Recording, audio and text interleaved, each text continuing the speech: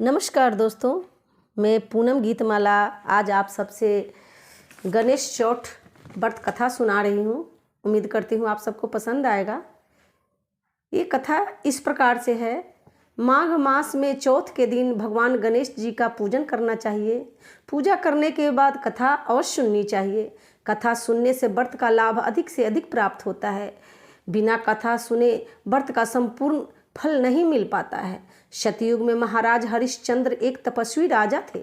उनके राज में कोई दरिद्र और दुखी नहीं था। सभी लोग हंसी खुशी और दीर्घायु वाले थे। उन्हीं राजा के नगर में एक ऋषि रहा करते थे। वो अपनी पत्नी के साथ रहते थे। उनका एक पुत्र था। दोनों बड़े हंसी खुशी रहते थे। वो ब्राह्मण अपने नगर से भिक्षा मांग के लाते थे और अपने परिवार का गुजर बसर चलाते थे। कुछ दिन के बाद उस ब्राह्मण का निधन हो जाता है और उस बालक का पालन पोषण ब्राह्मणी करने लगी। वह विधवा ब्राह्मणी भिक्षा के लिए नगर में जाती थी और भिक्षा मांग के लाती थी और उसी से अपने बच्चे का पालन पोषण करती थी। उसी नगर में एक कुम्हार रहता था। वह बार बार आवा लगाता था, फिर भी बर्तन कच्चे रह जाते थे। अपना नुकसान देखकर वह किसी तांत्रिक से पूछा। उसने बताया कि तुम किसी बच्चे की बलि दे दो तो तुम्हारा बर्तन पक जाएगा। यह सुनकर कुम्हार सोचने लगा कि मैं किसके बच्चे को बलि दूं। अगर मैं किसी के बच्चे के बलि दूंगी तो कोई मुझे छोड़ेगा नहीं, मुझे मार देगा। यह सोचकर उसे ध्यान आया कि क्यों न मैं उस अबला के बच्चे को मैं बलि दे दूं।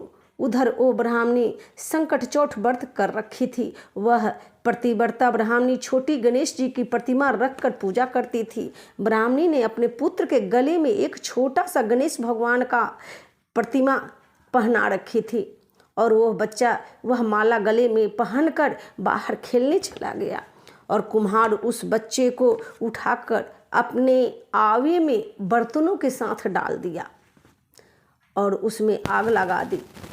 और उधर ब्राह्मणी अपने पुत्र को न देखकर व्याकुल हो गई।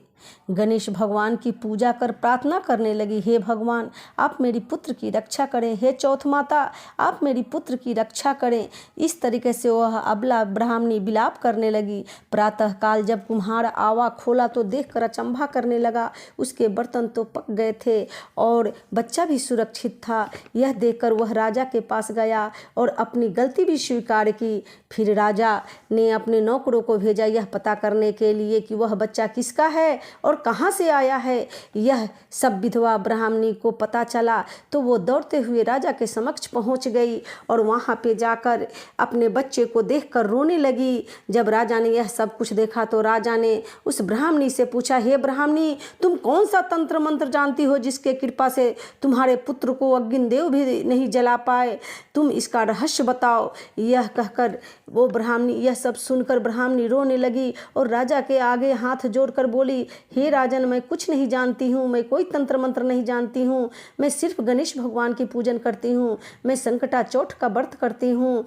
संकटा चौथ व्रत के कृपा से ही अग्निदेव मेरे पुत्र को नहीं जलाए हैं। इसके विषय में राजा से सारा विधान बताई और राजा ने जब संकटा चौथ व्रत के महिमा को जाने तो राजा ने भी अपने प्रजा को बुलाकर राजा ने संकटा चौथ व्रत का महिमा को मानते हुए पूरे नगर में इस व्रत को करने का आदेश दिया।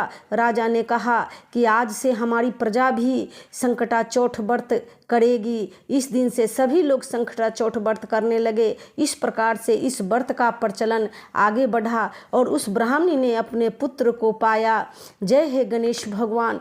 गणेश भगवान सभी का मंगल करे और यही हमारी प्रार्थना है। दोस्तों मैं आप सबको अगर हमारा वीडियो पसंद आया हो तो कमेंट में लिख कर बताइएगा और इसे लाइक और शेयर भी कीजिएगा। धन्यवाद।